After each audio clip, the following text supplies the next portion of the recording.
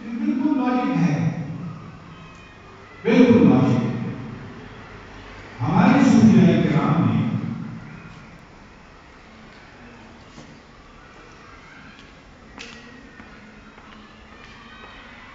اس پر تفصیل گفتگو کی.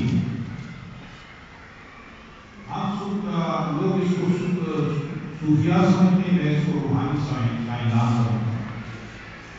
روحانی سائنسدان میں سب سے بڑا سائنسدان جو ہے جس سے علامہ اقبال متاثر تھے، ایک ہے ابن عربی، دوسرا ہے جلال الدین اور تیسرا ہے مرزا عبدالقادر بہلوی. یہ تین نام لکھی. اور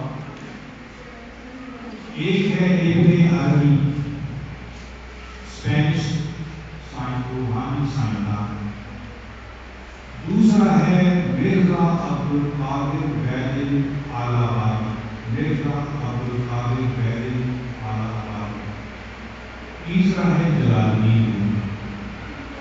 علامہ صاحب ان سے بہت متاثر. کیوں متاثر تھے؟ بلاول متاثر نہیں تھے، کوئی بات کی فکر یہ تھی کہ ابن عربی کہتے ہیں کہ the whole universe in state of continuous creation, perpetual creation، مسلسل تخلیق کام جاری ساری جاری ہے. اور یہ تخلیق جو ہے لمحہ بلمحہ ہو رہی ہے، اس میں کوئی وقفہ نہیں ہے، کوئی فاز نہیں، کوئی ڈر نہیں. ابن عربی کہتا ہے. ابن عربی کو آپ نے سنا ہے؟ کون ہے؟ نہیں سنا ہے، پہلی دفعہ آپ سن رہے ہیں. عجیب بات ہے کہ ہم نے آج سن رہے ہیں اور ویسٹ میں اس پر ریسرچ ہو رہی. اس پر ایک مشہور اورینٹلسٹ ڈاکٹر چیٹک نے تقریباً 5-6 کتابیں لکھی.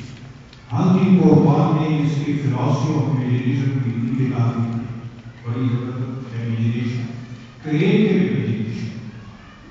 ابن عربی کریٹو امیجینیشن. علامہ صاحب اس سے متاثر کیوں تھے کہ ابن عربی جو ہے کائنات کو اسٹیٹک فیکٹ نہیں مانتے کہ یہ سکون کی حالت میں، وہ کہتے ہیں کائنات مسلسل حرکت میں ہے، کہ کائنات لمحہ بلمحہ تخلیق ہو رہی ہے. It is the process of perpetual creation. اور اس میں ایک خوبصورت جملہ ہے کہ لا تکرار فی التجلی. اللہ تعالیٰ جب آپ کو مینیفیسٹ کرتا ہے یا کر رہا ہے اس کائنات کی تخلیقی عمل میں، تو اس میں ریپیٹیشن نہیں ہے. دیر از نو ریپیٹیشن. میں اس کے آپ کے سامنے کچھ جملے پیش کرتا ہوں تاکہ بات یہ مزید وہ ہو جائے کہ یہ جملے آپ ذرا لکھیے.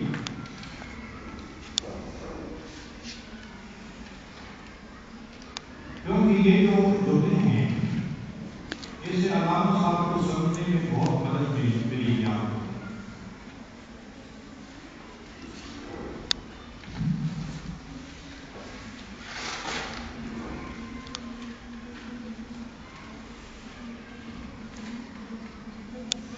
ایک جملہ یہ ہے کہ the whole universe is a state of continuous creation.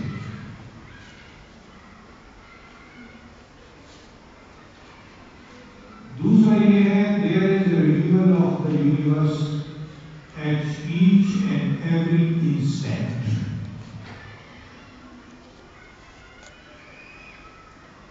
دوسرا یہ ہے کہ divine vastness, the vastness of divinity in God forbids repetition. اس میں repetition نہیں ہے. اللہ تعالیٰ جو کچھ کرتا ہے ایک دفعہ تخلیق کرتا ہے، اس میں اس کو ریپیٹ کرنے کی ضرورت نہیں ہے، ہر چیز نہیں ہے.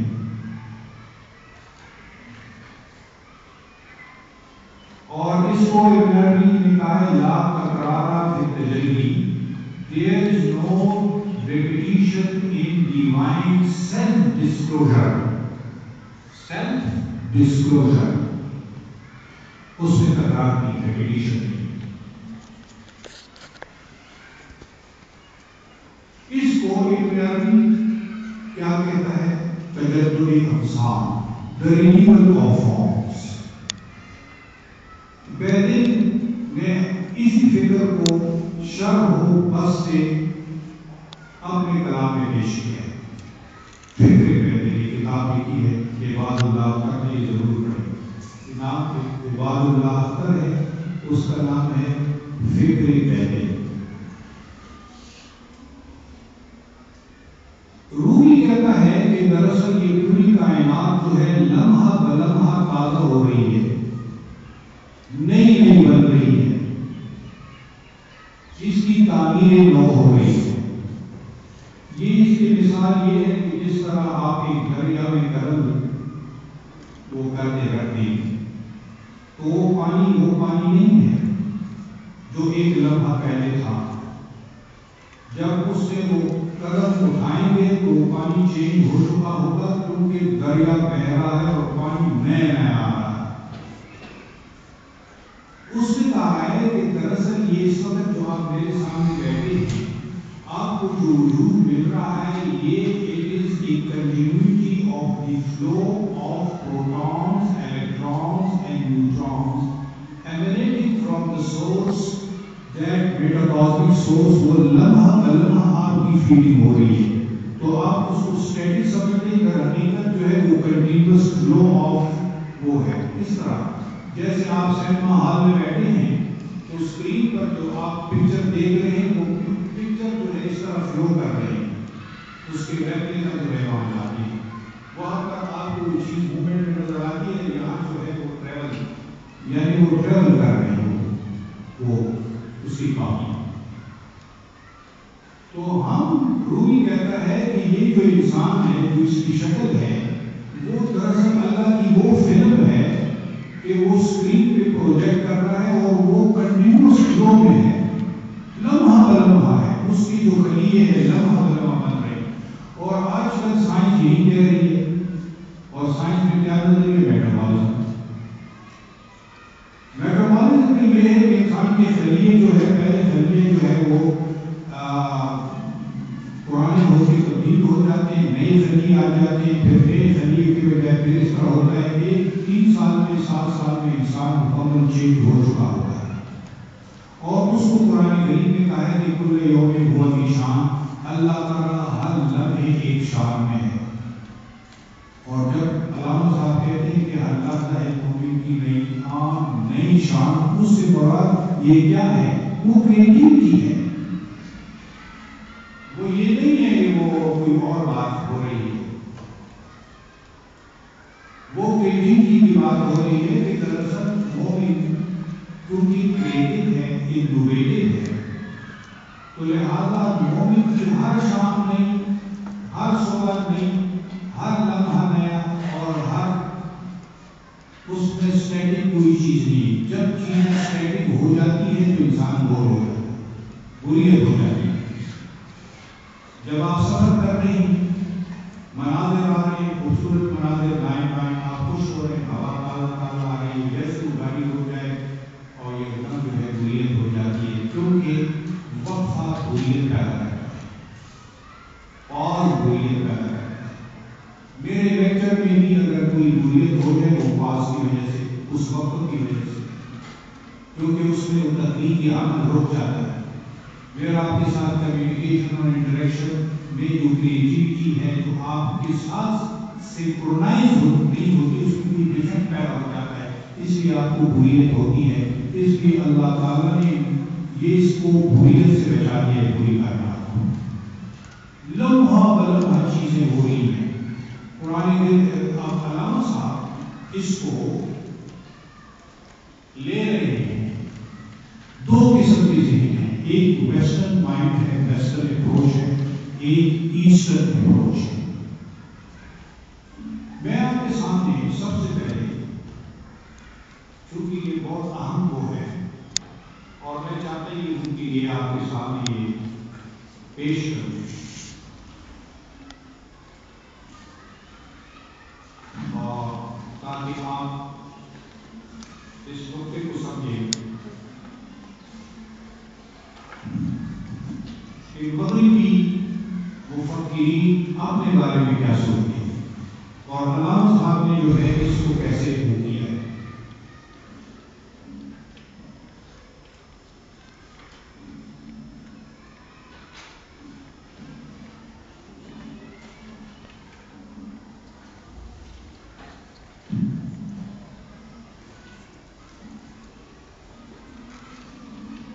وقت آ گیا ہے، اس وقت کی وجہ سے پھر وہی چیز ہے کہ وہ حریت کا سلسلہ ہے۔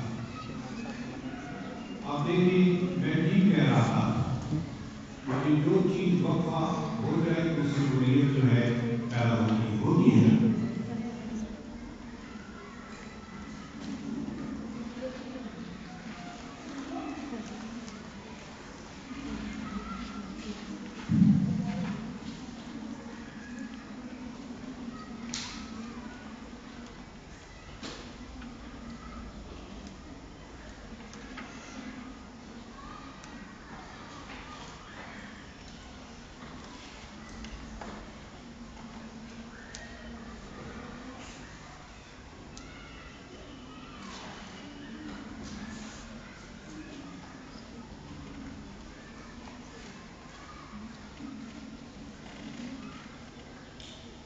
مغرب میں نالج کے دو ایریاز ہیں۔ ایک نالج کو ٹیسٹ نالج کہتے ہیں یا ایسوٹیرک نالج، اور دوسرا ایکسپلیسٹ یا ایکسوٹیرک نالج۔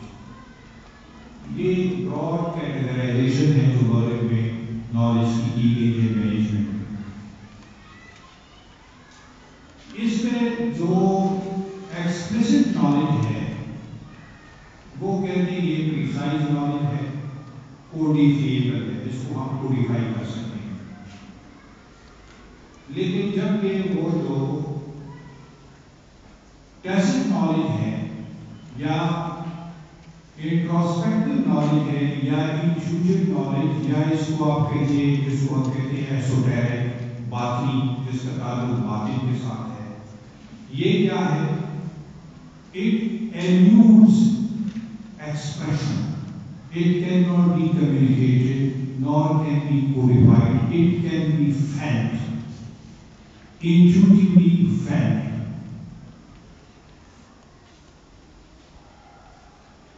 ایک بہت بڑا سائیکالوجسٹ ہے جس کا نام ہے عزت پی گورین، ISAACTGOODINE،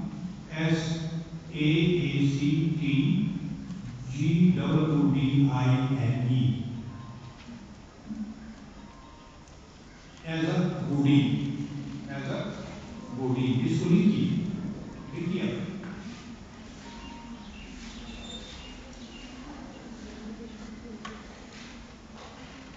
یہ اپنی کتاب میں لکھتا ہے کہ our education system in particular our Western culture is highly oriented to the logical sequence approach۔ کیا کہہ رہا ہے؟ ادھر پھر سنیے۔ وہ کہتے ہیں our education system and particular of our Western culture is highly oriented to the logical sequence approach, so we are a left-brained culture. Left-brained culture. یہ میرا جملہ سنیے یا ریپیٹ کر رہا ہوں، پھر ریپیٹ کر رہا ہوں۔ Our education system and in particular our Western culture is highly oriented to the logical sequence approach۔ ہمارا جو مغربی تمدن ہے یا تہذیب ہے، اس کا میدان و رجحان کیا ہے؟ وہ دراصل منطقی ترتیب کا رجحان، ہر چیز میں منطقی ترتیب، ہر چیز میں منطقی ترتیب، لاجک۔ پھر وہ کہتے ہیں لہذا we are a left-brained culture۔ ہم وہ تمدن و ثقافت ہے کہ جو اپنا بائیں دماغ استعمال کرتی ہے۔ اس